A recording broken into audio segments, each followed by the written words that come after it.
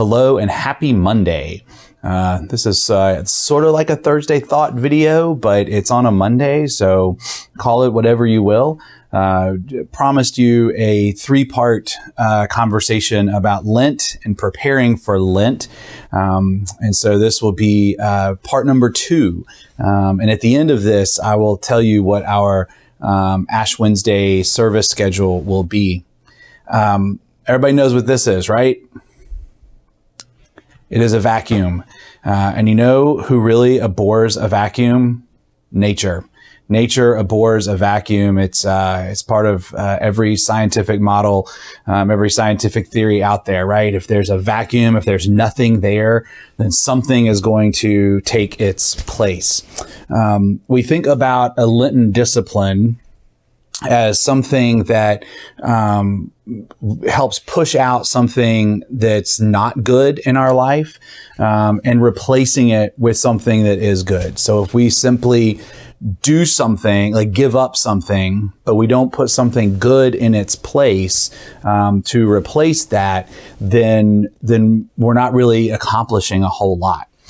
So for instance, one year, I got up an hour earlier than usual.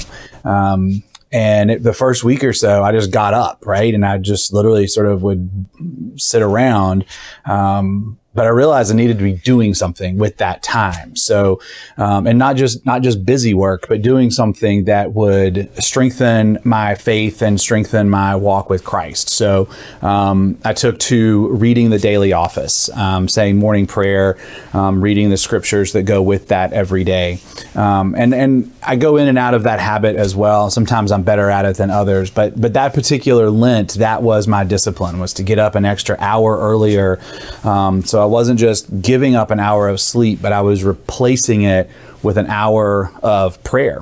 In this case, maybe about 30 minutes, because I still had to make my coffee. But I was giving up one thing and replacing it with another. And that's part of what we think about and what we should be doing with Lenten disciplines. And the reality too is we're not just giving up something we love. The idea is that we are taking on a habit or an act that will bring us closer to God, that will remind us of God's presence in our life.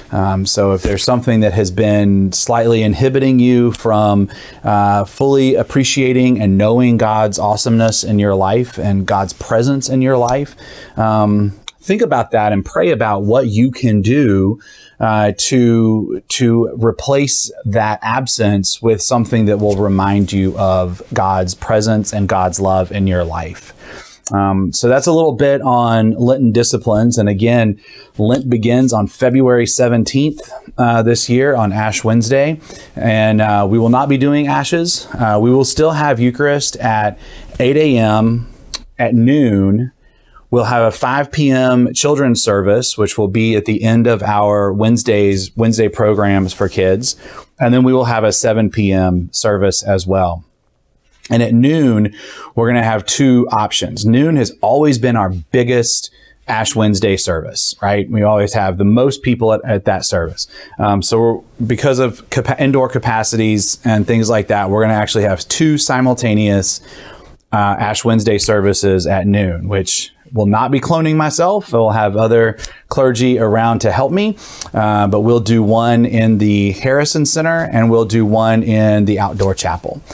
So 8 a.m. in the indoor chapel, 5 p.m. Probably also in the outdoor chapel with our kids, 7 p.m. in the Harrison Center, and noon in both the Harrison Center and the outdoor chapel. Also, you can't really start Ash Wednesday without having pancakes Shrove Tuesday the day before. And this year we're going to have pancakes to go.